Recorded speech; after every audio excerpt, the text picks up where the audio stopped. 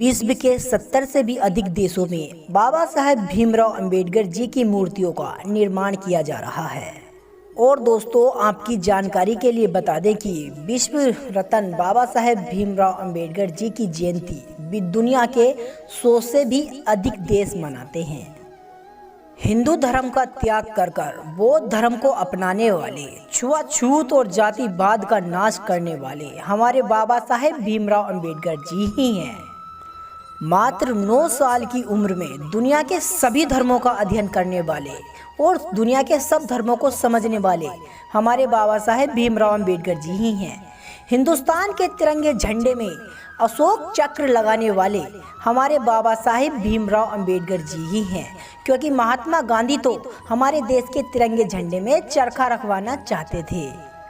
जिस धर्म में भगवान ने जन्म दिया, यदि उस धर्म से समाज सुधारक का कार्य ना कर सके, जातिवाद और छुआछूत को ना मिटा सके, तो उस धर्म का त्याग करने वाले हमारे बाबा साहेब भीमराव अंबेडकर जी ही हैं। एक भगवान को ना मानने वाले हमारे बाबा साहेब भीमराव अंबेडकर जी ही हैं। हमारे बाबा साहेब भीमराव अंबेडकर जी का कहना था कि मैं भगवान के किसी भी अवतार में आस्था नहीं रखता।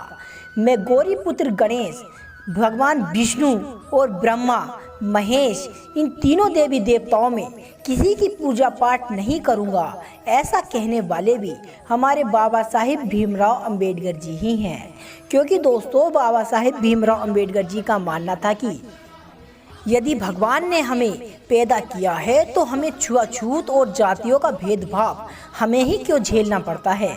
यदि भगवान में इतनी ताकत है तो वो हमारे ऊपर जो अत्याचार होते हैं, हम लोगों को अछूत और शूद्र की गिनती में जो गिना जाता है, तो इन हो रहे अत्याचारों को भी भगवान खुद ही मिटा दे। यदि ऐसा नहीं कर सकता तो हम इस अनदेखे भगवान को क्यों माने।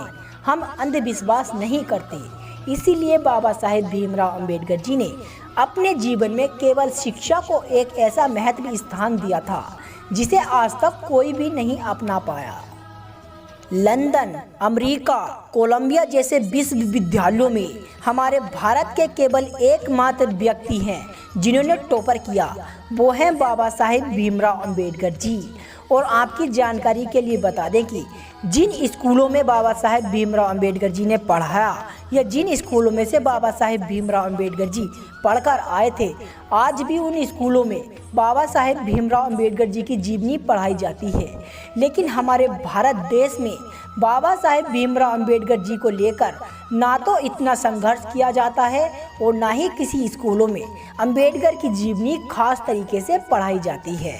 दोस्तों, अमेरिका, लंदन, चीन, अफ्रीका, अफगानिस्तान, न जाने दुनिया के 100 से भी अधिक देश अंबेडकर के बनाए कानून और अंबेडकर के दिखाए रास्ते पर निर्भर रहते हैं। लेकिन हमारा भारत देश है अंधविश्वास में पड़ा हुआ है।